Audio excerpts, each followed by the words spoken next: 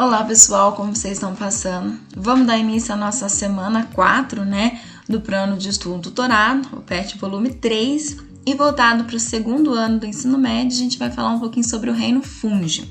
O reino fungi, ele é composto pelos fungos e a gente tem uma diversidade gigantesca deles.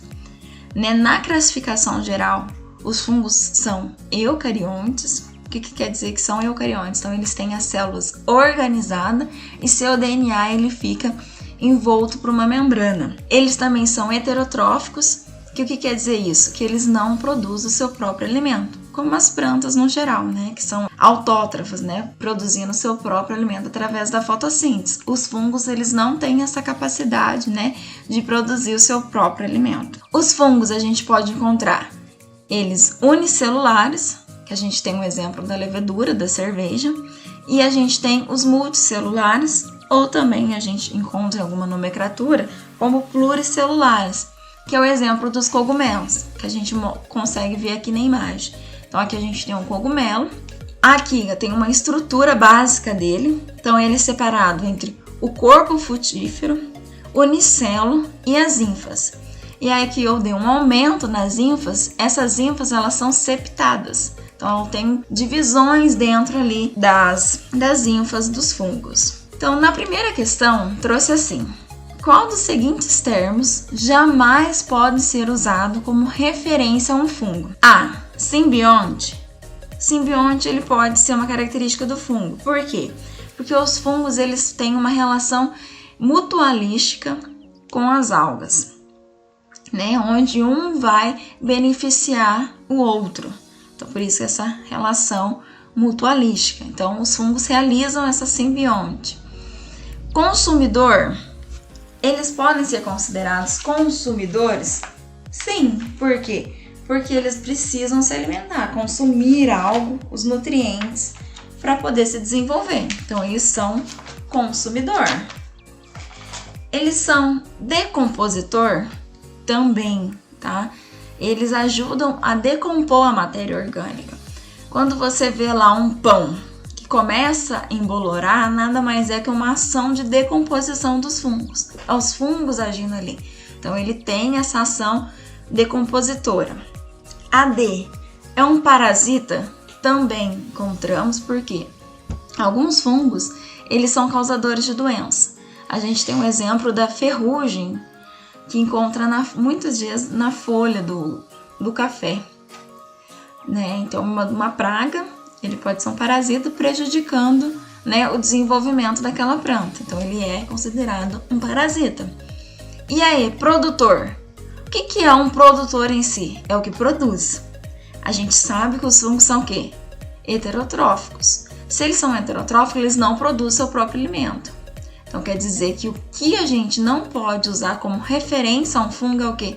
Que ele é um produtor. Então, a alternativa aqui é a letra E. Na questão 2, fazendo-se um corte no talo de um líquen e observando-se sobre o microscópio, consegue-se reconhecer pequenas formações verdes arredondadas. Nos itens a seguir, essas formações são representadas como: A. Os esporos da alga, que o fungo não consegue digerir? Não, porque os fungos, gente, eles não digerem a alga, tá? Até porque eu acabei de falar ali que eles fazem uma associação mutualística, um contribuindo para o outro. Então, o fungo ele não vai digerir a alga. Então, alternativa A errada. B. Algas, componentes normais do líquen. Sim. Quando eu tenho uma associação entre fungo e alga, quando eu falo que tem essa associação mutualística, nada mais é que ele é chamado de um líquen, tá? Então, os líquens que a gente encontra por aí, geralmente sobre as costas, assim, de caules, de plantas, ele nada mais é que o quê? Uma associação entre algas e fungos. Então, a alternativa B, até o princípio, está correta. Vamos analisar as outras. C. Os esporos do fungo, produzidos normalmente? Também não. D. Cloroplasto? ingeridos pelo fungo do vegetal parasitado? Não, ele não faz essa digestão dos cloroplastos. Ele faz digestão do quê? Dos nutrientes presentes nessa matéria orgânica, digamos assim, do vegetal, quando ele está em decomposição, e não do cloroplasto em si. E gotas de pigmento, substância da digestão da alga cativada pelo fungo? Não. Porque ele não é cativada, tá, gente, pelo fungo. É uma associação. O fungo em si, ele produz uma substância para ajudar a digerir, mas não quer dizer que ele vai digerir a alga, tá? Criar uma substância para poder digerir a alga, porque ele não faz isso, tá? Porque, como eu tô falando do líquen, sempre lembrar disso. O líquen nada mais é que uma associação mutualística entre alga e fungo. E os dois, um beneficia o outro, tá? Então nenhum vai perder nessa associação, tá? Na questão 3. Os fungos apresentam importância variada em muitos aspectos. São atividades dos fungos, exceto a. Provocar doenças em plantas e animais? Tá certo. Como já tinha falado, as doenças em plantas a gente tem a ferrugem como exemplo. Nos animais a gente tem micose, a gente tem candidíase, né? No ser humano, por exemplo, a gente pega a candidíase. Então ele causa doenças. B. Causar difteria no homem. O que é difteria, gente? Geralmente a gente associa como diarreia, mas ela é causada por uma bactéria. Então isso aí não é uma característica, digamos assim, do fungo, né? Desencadeada pelo fungo. C. Produzir antibióticos usados no tratamento de certas doenças. Verdadeiro. A gente tem o exemplo da penicilina, que é produzida através dos fungos. A. D. Ser utilizados na produção de alimentos? Sim, também. Então a gente, através da fermentação do fungo, a gente produz pão, produz vinho, produz a cerveja, entre outros alimentos. E. Participar de processos de decomposição junto com as bactérias? Sim, né? Como a gente sabe, as bactérias são decompositoras, os fungos também agem como decompositores, né? Processando a matéria orgânica. Então a questão que está errada, que não, né? A gente não pode considerar como uma atividade do fungo, é a B, causar difteria no homem, porque isso é causado por uma bactéria e não por um fungo. Na questão 4, um dos armários do laboratório da escola apareceu com pontos e fios brancos em suas portas, do lado interno. Um dos alunos identificou os pontos e os fios brancos como sendo um tipo de mofo. Para eliminá-lo, passou um pano embebido em álcool na porta, até limpá-lo totalmente.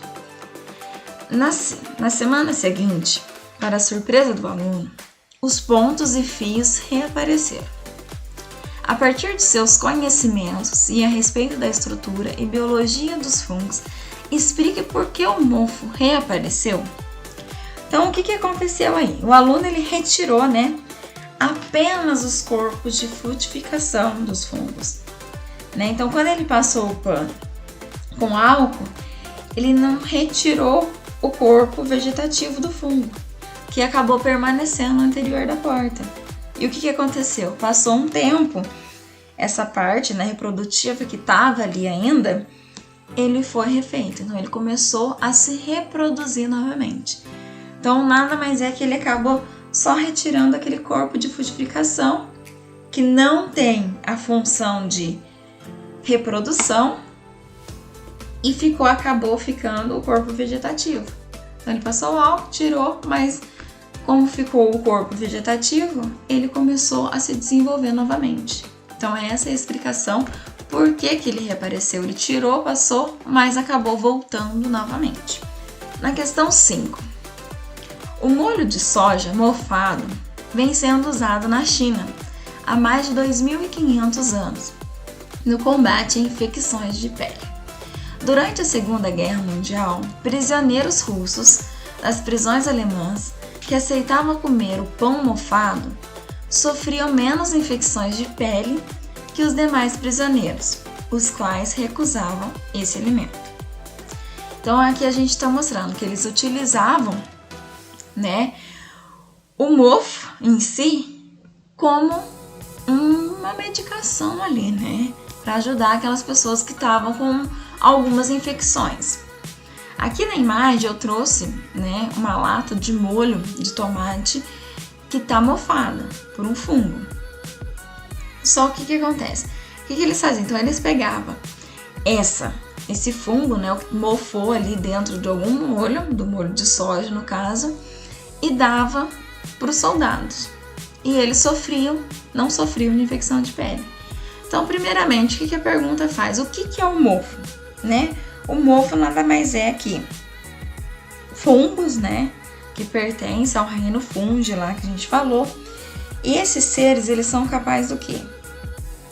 De estar em vários ambientes, como vegetais, madeira, tecidos, produtos fermentados, couro e outros diversos materiais, né? Levando em consideração que existe, né, uma variedade muito grande disso. Então, o mofo nada mais é do que um fungo. A B. Por que esses alimentos mofados podem combater as infecções de pele? Então, quando eu vou pensar nessa infecção, a gente tem que voltar um pouquinho na história. Né? Na década de 1928, né, um cientista, o Alexandre Fleming, ele, por acaso, né, ele estava tentando descobrir como combater as bactérias e foi de uma forma meio acidental. Ele deixou uma placa, né, que ele estava fazendo cultivo de bactérias aberta. Quando ele retornou, ele viu que alguns lugares tinham mofado, mas esses lugares que tinham mofado não tinha desenvolvimento das bactérias. Foi aí onde que a gente descobriu a penicilina. Então, né, a gente sabe que esses alimentos mofados, eles vão contribuir contra as infecções da pele. Por quê? Porque eles têm um caráter antibiótico. Então, tem alguns fungos, né, específicos também, que é o caso da penicilina, que vão combater a ação da bactéria, agindo como um antibiótico, né? Então, ele vai desenvolver o quê? Uma barreira, né? Vai impedir com que as bactérias se proliferem. Então, por isso que eles começaram, lá na Segunda Guerra Mundial, a usar esses mecanismos, né? De pegar um mofo e dar para os soldados comer. Porque assim eles não iam desenvolver as infecções bacterianas. É claro que a gente sabe que os fungos vão também causar algumas doenças, mas nesse caso específico, a penicilina, ele age como antibiótico, combatendo as infecções. Na questão 6, a produção de vinho é um dos exemplos mais antigos de biotecnologia. O livro do Gênesis já nos fala da embriaguez de Noé. Embora vários fatores devem ser levados em conta na produção de um bom vinho, como a cor, o aroma e o sabor, o processo depende essencialmente da degradação do suco das uvas por leveduras anaeróbicas facultativas, presente na casca do fruto. Na fermentação, nome dado a esse processo, o açúcar da uva é degradado a álcool etílico, né, ou etanol. Explique por que se evita, na produção de vinho, o contato do suco com o ar. Então, o que acontece aí nessa produção de eu não deixar o suco de uva em contato com o ar? Então, ele vai evitar esse contato, né, com o suco de uva, porque o ar, né, na presença do oxigênio, haverá o quê? A oxidação e não vai ocorrer a produção de fermentação alcoólica. Então, por fato do ar ele ter a presença do oxigênio e essas bactérias, esses fungos que fazem a fermentação anaeróbica, eles fazem sem a presença do oxigênio. Então, se eu deixar exposto, vai ter o oxigênio e ao invés de ocorrer esse processo natural de degradação, né, e produzir o álcool, ele vai azedar o vinho. Então, ele tem que estar fechado, sem a ausência do oxigênio, para que as leveduras anaeróbicas consigam agir e produzindo o álcool, né? No final das contas, a gente tem o vinho pronto. Se a gente deixar destampado, em contato com o ar, ter o oxigênio ali dentro, vai nada mais ser que vai acabar azedando o vinho e não vai poder ser consumido. Questão 7. A figura a seguir mostra os fungos no contexto evolutivo. Então aqui a gente fala, né, sobre a nutrição absortiva de quitina nas paredes celulares, o ancestral comum. Então aqui a gente tem um ancestral comum que tem um flagelo, né, sem presente, e é o único e posterior, que é o único. A gente teve um exemplo que o que aconteceu? Na árvore eu dei a origem aos fungos, depois eu dei a origem ao quê? Os animais e os protistas. Então eu tive, por que eles se assemelham, os fungos se assemelham mais aos animais por eles serem eucariontes, né? A gente sabe disso, a estrutura celular, e eles vieram de um ancestral comum. Então o que fala a questão aqui? Embora muitas pessoas acreditem que uma salada contendo cogumelos é um prato 100% vegetariano, a análise das características genéticas dos fungos, grupo a qual pertencem os cogumelos, mostra que esses seres vivos estão mais próximos evolutivamente dos animais do que dos vegetais. Entre as características que identificam os fungos com os animais estão. Então, qual que é das características que mostram que eles são mais próximos dos animais do que dos vegetais? Letra A. A nutrição autótrofa, a ausência de clorofila e o glicogênio como material de reserva? Não, porque autótrofa é uma característica do quê? De plantas. E os fungos são heterotróficos. B. A nutrição autótrofa, a presença de clorofila e o amido como material de reserva? Não, também, que é uma característica exclusiva também de vegetais. C. A nutrição heterotrófica, a ausência de clorofila e o glicogênio como material de reserva? Essa está correta. A heterotrófica não produz seu próprio alimento. É a mesma coisa dos animais. Eles não têm clorofila, né, que não tem a capacidade fotossintetizante, e eles têm o glicogênio como material de reserva. Tá? Então, nós, seres humanos, nos alimentamos.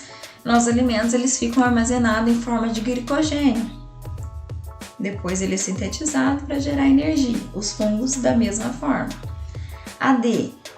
A nutrição heterotrófica, a ausência de clorofila e o amido como material de reserva? Não, porque os animais não têm o amido como material de reserva. Só as plantas.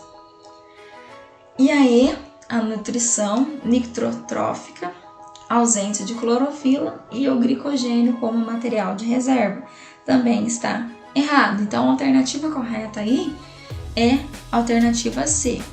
Então, os fungos, eles se aproximam dos animais porque eles têm a nutrição heterotrófica, né, não produzindo seu próprio alimento, tem a ausência de clorofila e tem o glicogênio como material de reserva. Na questão 8, realize uma pesquisa e registre em seu caderno quais produtos são fabricados a partir dos fungos. Identifique quais deles existem em sua casa e registre. Então essa questão é uma questão mais pessoal, você tinha que fazer uma análise, né, na sua casa, quais são os produtos ali que são produzidos através do fungo. Então eu trouxe alguns exemplos. Então a gente tem o vinho, a cerveja, o pão, todo feito através da fermentação, né, de fungos anaeróbicos, que fazem a fermentação na ausência do oxigênio. Então, gente, os cogumelos, eles já vêm prontos para alimentação e são utilizados em várias receitas, como é o caso do estrogonofe, né? E entre outros, tá? Cada pessoa ele vai colocar e utilizar da maneira que achar melhor. Então, pessoal, a gente vai ficar por aqui. Não se esqueça de se inscrever no canal e acompanhar as correções, né, do plano de estudo tutorado. A gente está finalizando o PET volume 3 e logo a gente vai dar início ao PET volume 4. Não deixe de se cuidar para que toda essa situação passe logo e a gente esteja junto novamente. Até a próxima!